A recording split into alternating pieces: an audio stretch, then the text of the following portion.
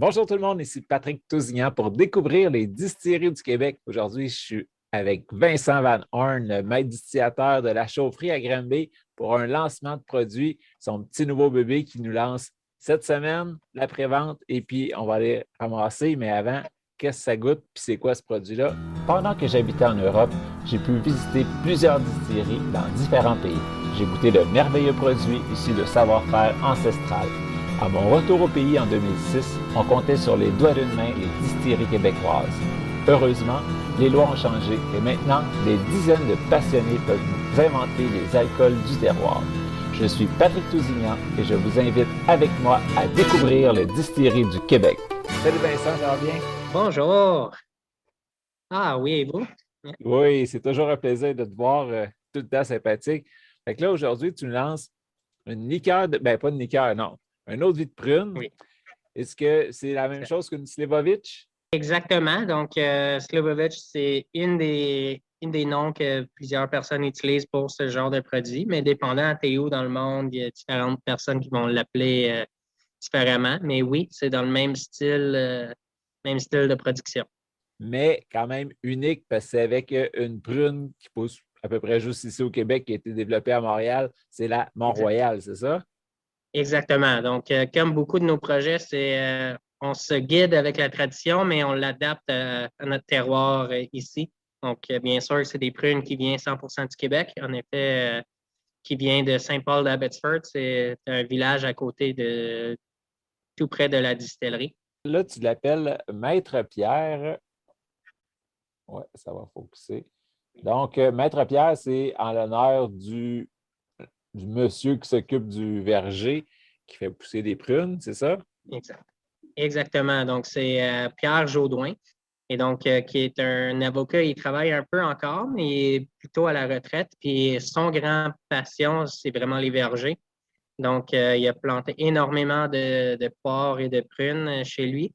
Et c'est un petit verger maintenant. Et donc, il était vraiment un plaisir de travailler avec. Et donc, on a décidé de nommer le produit en honneur de lui. Parce que quand tu l'attends parler de ses prunes, c'est vraiment un amour complet. Oui, fait que toi, tu as vu la passion de ce monsieur-là, puis tu transmets cette passion-là à travers ta passion qui est de distiller des produits locaux et tout. Fait que c'est cool. Est-ce que quand tu fais l'espèce de vin de prune, est-ce que tu laisses tout au complet avec les noyaux et tout dedans? Oui, exactement. Donc, nous, la manière qu'on a travaillé, c'est que dans le fond, on écrase la prune un peu, mais vraiment juste pour déchirer la chair sans briser le noyau elle-même. Et donc, on fermente avec la chair de la prune, le noyau, le tout ensemble. Euh, Puis, quand on distille, on va distiller sans vraiment utiliser les noyaux. Donc, la beauté de la tradition, c'est que ça marche très bien. Donc, pendant la fermentation, les noyaux vont tomber dans le fond du cuve et on va soutirer par-dessus pour vraiment distiller que la chair et le jus du fruit qui a fermenté. Au Québec, à date, on est quand même moins familier avec les eaux de vie. Il y a beaucoup de producteurs québécois, mais d'origine française, qui nous produisent des eaux de vie, mais c'est quand même plus limité comme production à date. On est allé rhum, whisky, tout le monde a des gins, c'est sûr, mais eau de vie, c'est à découvrir, à développer. Comment tu amènerais ça à quelqu'un qui ne connaît pas du tout l'eau de vie, euh, à l'apprécier, à l'aimer? Comment tu as décrit? Parle-moi de Maître Pierre, s'il te plaît. Oui. Donc, un eau de vie, souvent, c'est après un grand repas, vraiment avec plein de différentes saveurs. C'est quelque chose qui va goûter quand même plus fort. Il y a quand même une belle présence. Ça reste souvent quand tu dis c'est un alcool de prune ou de différents fruits, le monde va penser que c'est nécessairement sucré. Ça ne l'est pas. Euh, Après ça, le dégusté, dans le fond, c'est un alcool souvent qu'on va boire tel tel. On ne va pas nécessairement le diluer, peut-être avec un glaçon ou dans un verre qui est refroidi un peu pour le refroidir. Ça étant dit, il y a encore plein de mixologues qui peuvent te conseiller à comment l'utiliser dans un cocktail. Ça se fait et c'est pas contre la loi. Et donc, tout ce côté-là se fait. Mais pour moi, la meilleure place pour un eau de vie, c'est vraiment à la fin d'un repas ou quand tu as vraiment bien mangé, un tout petit verre tout seul, puis juste pour bien finir la soirée. Et après ça, comme les autres spiritueux, tu veux commencer toujours à le déguster avec ton nez. Donc vraiment le sentir. Là que Maître Pierre, tu vas voir comme le petit côté de le fruit va sortir en premier. Il y a un petit côté de comme presque prune cuite ou amande qui va sortir, qui est vraiment l'impact le fait qu'on l'a fermenté avec les noyaux. Et après ça, un tout petit gorgée pour le goûter. Moi, ce que j'aime le plus des eaux de vie, c'est vraiment la texture de l'alcool. Donc, il y a tellement plus de corps ou de gras qui va venir donner une belle texture à l'alcool elle-même. Donc, c'est ça que je trouve vraiment le trippant des eaux de vie et qui est vraiment à découvrir avec les différentes fruits. Ils ont tous un peu leurs différentes textures, puis les bouquets qui vont s'ouvrir. Puis pour garder autant de prunes, autant de saveurs de fruits, quel est tes alambics que tu utilises? Puis c'est juste en une passe ou tu le fais en deux passes? Donc, celui-là, je l'ai fait en une passe. Donc, en une passe, d'un côté, c'est pour essayer de garder le plus de saveur possible. Mais c'est un autre côté, étant des fruits, c'est une petite récolte, puis il faut tout le travailler rapidement. Donc, c'est aussi une question de gestion de matière, le fait qu'on l'utilise dans une passe. Mais le but étant qu'on veut vraiment capturer le plus des saveurs possible. Puis c'est lequel de tes alambics que tu utilises pour celui-là? Ah, c'est Mélodie. C'est à travers des mélodies qu'on distille. Beaucoup de nos batchs spéciales, en effet, c'est Mélodie qui est le plus flexible et que je connais le plus. Donc, c'est avec elle qu'on fait les produits qui sont un peu plus éphémères ou temporaires ou édition limitée. Ouais, c'est le fun aussi. Éphémère, c'est vraiment l'espèce de logo que tu mets sur toutes tes liqueurs éphémères, tes alcools éphémères. Donc, c'est des petites batchs. Celle-ci, vous avez fait 1000 bouteilles et puis ils vont être en pré-vente, donc achat en ligne les 3 et 4 février à partir de 7 heures du matin. Aussitôt que les 1000 sont vendus, il n'y en a plus. Ramassage, ça va être les 5 et 6 février à la distillerie même parce que vous ne pouvez pas shipper. Ça va être de 11 à 5 les 2 jours, c'est ça? Exactement. Donc, si par hasard le monde ne peut pas venir nécessairement en fin de semaine, il peut toujours m'écrire un email, puis on mettra la bouteille de côté, puis on s'arrangera un autre moment. Mais c'est exactement ça. L'important, c'est de l'avoir payé le 3 ou le 4 sur la prévente en ligne. Oui, avoir ta bouteille mise de côté pour vous. Puis parce que oui, en effet, on a déjà fait la production.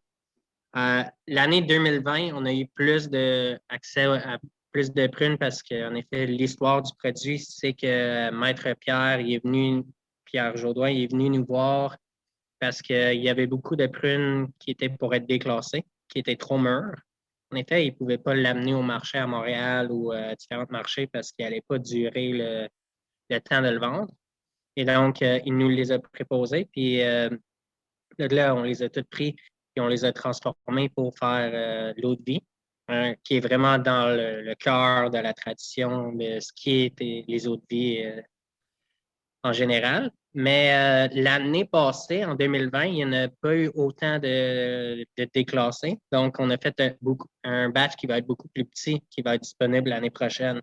Donc, cette année, il y en a 1000. L'année prochaine, il va en avoir moins que 500. Puis, à chaque année, on a une sortie, puis ça dépend vraiment de la saison puis de la disponibilité de ces prunes-là. Bon, fait qu'il faut vraiment sauter dessus, puis peut-être essayer de les tirer parce qu'on n'est pas sûr que l'année prochaine, on va avoir la note encore. Exactement. Puis, ben, c'est ça, moi, c'est la première fois que j'y goûtais, puis comme je te disais tantôt, il y a encore beaucoup de fruits. Là, j'avais deviné un peu par expérience que tu avais fait juste une passe, puis vraiment, là, tu as gardé le plus de matière possible. C'est vrai que la texture est belle, l'alcool n'est pas trop brûlant. C'est quand même un 43 40? Ouais, 40,4. 40,4. Puis au nez, là, c'est pas juste. Des fois, il y a des eaux de vie qui sont plus amenées vers l'alcool, puis c'est l'alcool qui ressent plus. Là, le fruit est encore présent. Là, c'est vraiment agréable.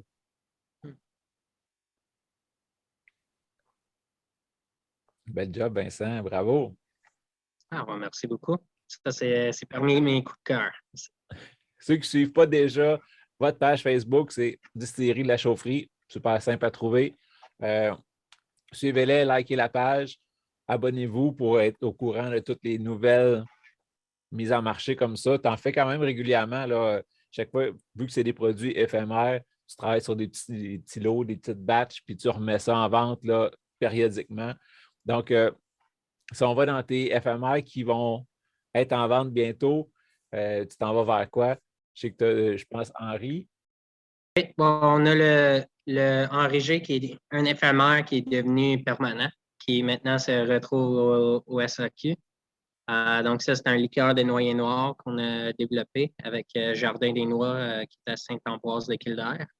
Alors, on a fait la Belle Hélène qu'on va refaire cette année. Donc, la Belle Hélène étant un liqueur de poivre, donc étant un liqueur un peu plus sucré, mais comme liqueur, il est vraiment pas si sucré, avec un petit touche vanillé qui vient du Mélilo.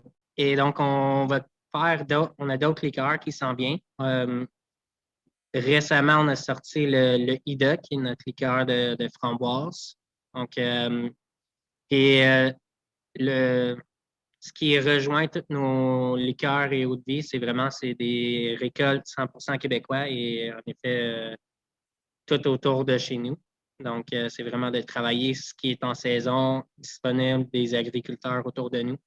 Et c'est vraiment ça qu'on essaie de faire à long terme, c'est tisser des relations dans notre communauté, avec les différents agriculteurs pour vraiment mettre en valeur puis servir le rôle traditionnel d'une distillerie, qui est vraiment de travailler les surplus, travailler les fruits qui sont trop mûrs ou peu importe pour vraiment faire rayonner notre région. Et ici, on est super chanceux étant dans le sud du Québec, on a accès à vraiment beaucoup de magnifiques fruits et autres produits. Les idées ont fait des petits aussi. Il y a Distillerie B qui ont fait, comme que tu as fait, faire chauffer des citrouilles puis faire un alcool de ça. Peux-tu nous en parler de quand ça va sortir? À nous, ce qu'on a fait, c'est on a fait une journée, ce qu'on a appelé la grande étouffée, dans le fond, où on s'est fait inspirer un peu du mezcal avec l'idée de cuire à l'étouffée, de cuire dans le fumet.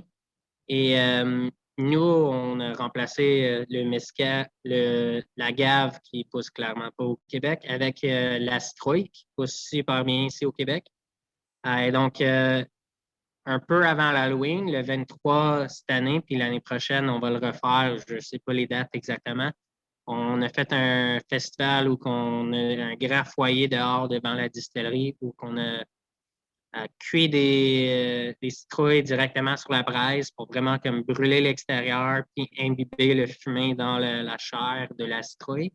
Après ça, on l'a fait vraiment un méga potage de citrouille qu'on a par la suite fermenté et distillé et vieilli dans un baril pour vraiment donner un produit qui goûte encore la citrouille, qui est surprenant, mais aussi très fumé et un peu notre clin d'œil au mezcal nordique. Et puis, tu nous avais sorti le Brom blanc. Est-ce que ton vieilli s'en vient? Est-ce que ton épicé, tu as continué à le travailler? Oui, donc l'épicé puis le vieilli, on attend que le produit est prêt. Donc, c'est toujours, étant un produit qui est nouveau, on n'a pas vraiment de chemin battu à suivre.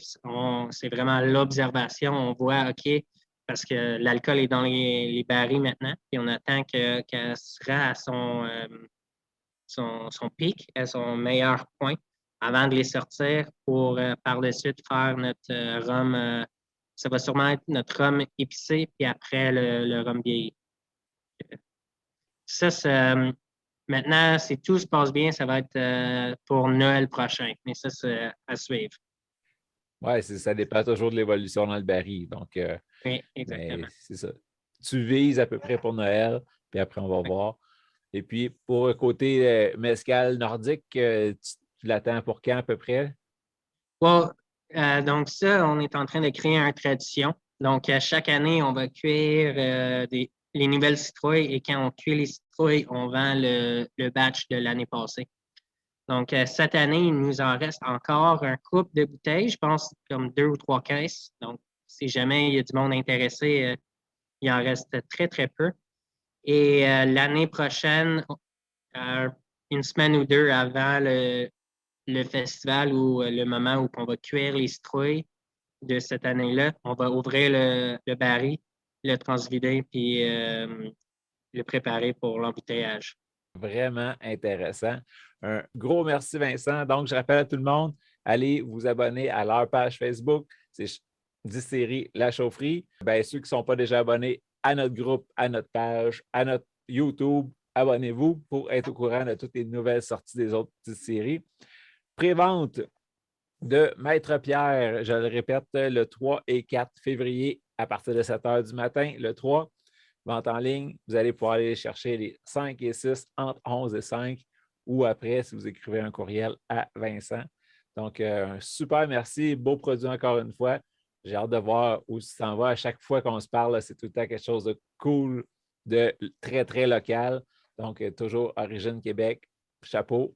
Merci beaucoup pour votre temps, puis j'ai bien hâte à vous présenter les prochains produits dans le futur.